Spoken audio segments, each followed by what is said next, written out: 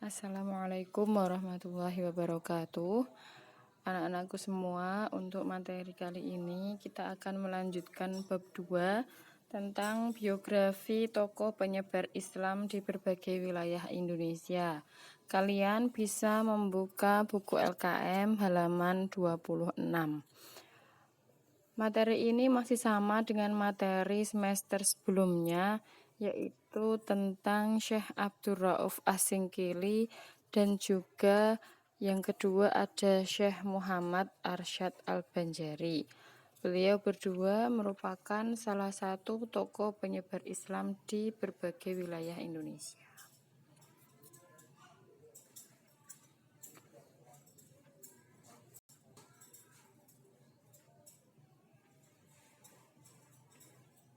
Silahkan kalian membuka untuk yang pertama Syekh Abdul Rauf Asingkili.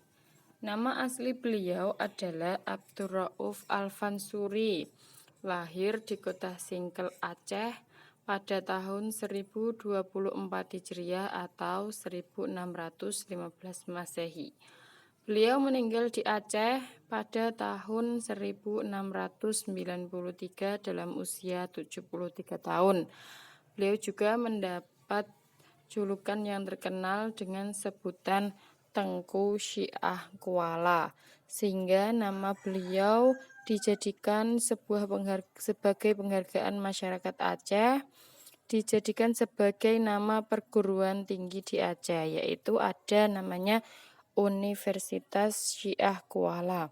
Kampus ini didirikan pada tahun 1961 di Banda Aceh. Kenapa Syekh Abdul Rauf Asingkili bisa mendapat julukan Tengku Syekh Kuala? Karena beliau dimakamkan di samping masjid yang dibangun di daerah Kuala atau Muara Banda Aceh, sehingga beliau mendapat julukan sebutan sebagai Tengku Syekh Kuala.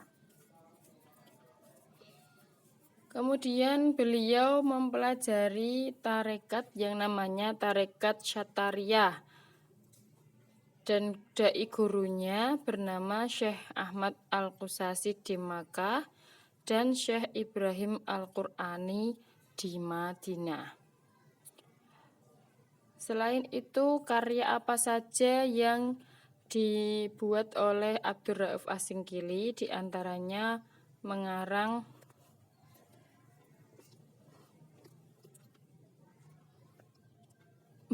beberapa kitab, di antaranya ada Turjuman Al-Mustafid, Umdat Al-Muhtajin, Mir'at At-Tulab fi Tahsil Ma'rifah Ahkam Asyariyah li Al-Malik Al-Wahhab atau cermin bagi penuntut ilmu fikih untuk memudahkan mengenal segala hukum syariat. Jadi kitab tersebut menjelaskan tentang fikih.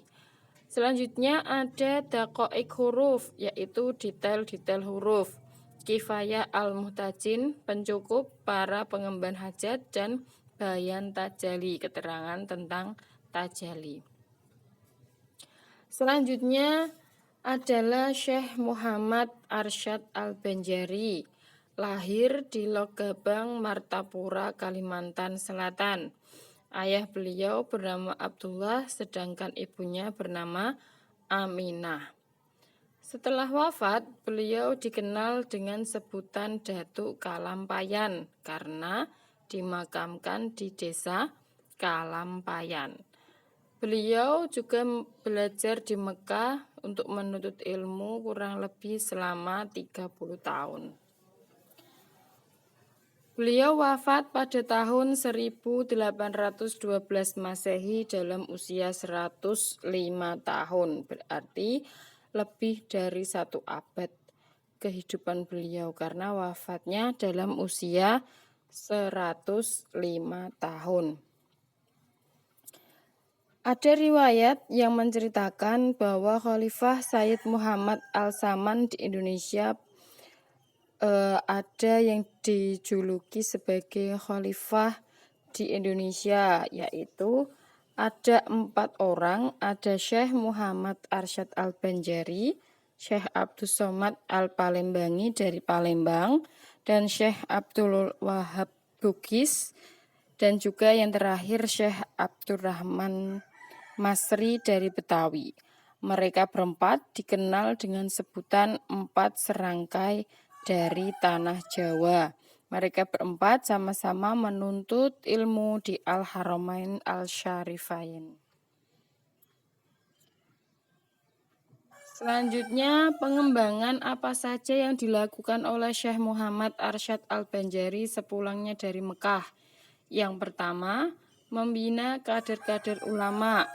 Yang kedua, mendirikan kampung dalam pagar. Apa itu kampung dalam pagar? Kampung dalam pagar itu kalian bisa lihat di halaman 29.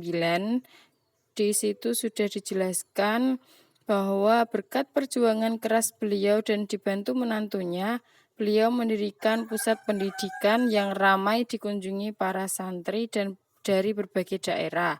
Kemudian tempat tersebut dinamakan dengan Kampung Pagar karena santri yang belajar dilarang meninggalkan tempat tersebut tanpa izin.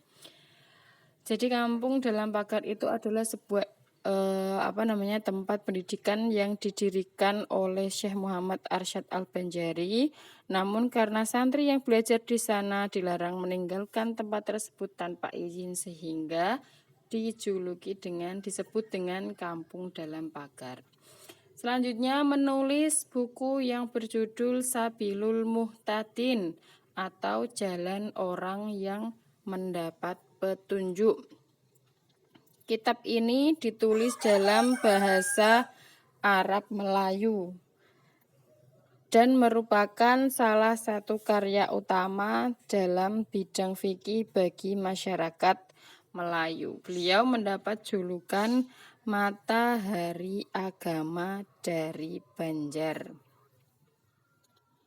Itu tadi sedikit keterangan tentang 2 tokoh yang ikut menyebarkan Islam di Indonesia, utamanya yang di luar Pulau Jawa. Kalau kemarin yang di lingkup Pulau Jawa ada Wali Songo, terus ini di luar Pulau Jawa ada Syekh Abdul Rauf Asingkili dan juga Syekh Muhammad Arsyad Al-Banjari.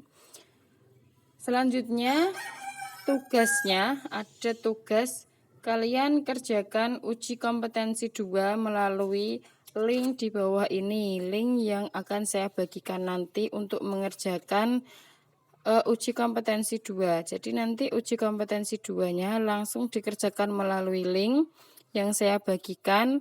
Soalnya bisa kalian lihat di halaman 32 sampai dengan halaman 34.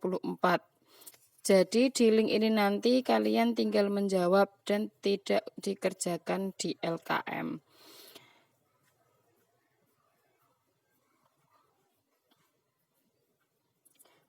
Untuk tugas uji kompetensi 1 kemarin yang belum diselesaikan, saya masih kasih waktu untuk menyelesaikan sehingga nanti pengumpulannya bisa bersamaan dengan uji kompetensi 2 ini. Nah, untuk yang sudah, silakan melanjutkan uji kompetensi 2 dan yang belum mengerjakan uji kompetensi 1 dikerjakan uji kompetensi 1 dan uji kompetensi 2. Karena untuk kelas 9 itu nanti waktu kalian untuk belajar tinggal sebentar. Kemungkinan bulan Maret nanti kalian sudah mengerjakan ujian madrasah. Jadi jangan dianggap karena kelas 3 dalam masa pandemi ini tidak ada ujian, jadi kalian bisa seenaknya sendiri. Kelas 3 nanti tetap ada ujian yang namanya ujian madrasah. Jadi meskipun tidak ada ujian nasional ataupun ujian madrasah berbasis nasional, tetap diadakan ujian madrasah. Jadi kalian tinggal siap-siap menunggu jadwal. Dan jika ada yang ditanyakan bisa langsung ditanyakan di grup Dan jangan lupa absen melalui link yang sudah saya bagikan. Terima kasih. Demikian yang dapat saya sampaikan. Wassalamualaikum warahmatullahi wabarakatuh.